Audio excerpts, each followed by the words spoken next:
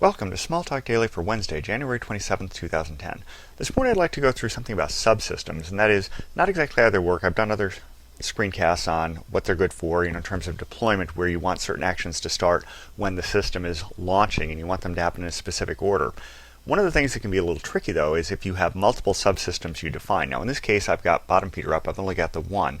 But let's say that I had two or three that needed to fire at different points in time, but maybe at the same rough time in terms of system startup. But I wanted to know specifically what order things are going to happen in. If I look at this, it doesn't give me any real indication. That might make things a little tricky for me. It turns out there's a tool for that. If I go to the Parcel Manager, and then I come down here to Developer Tools, scroll down a bit, I will find Tools Startup Ordering, and this will give me a graphical representation of how things are going to fire up at startup. Now it brings in hot draw, so let's just close that out of the way for the moment. Once that's done, you can close this, and now let's go ahead and reopen the browser so that that can take effect. And what we'll do is we'll go back in here, and we'll find our subsystem. And you notice there's this new tab down here called Startup Order.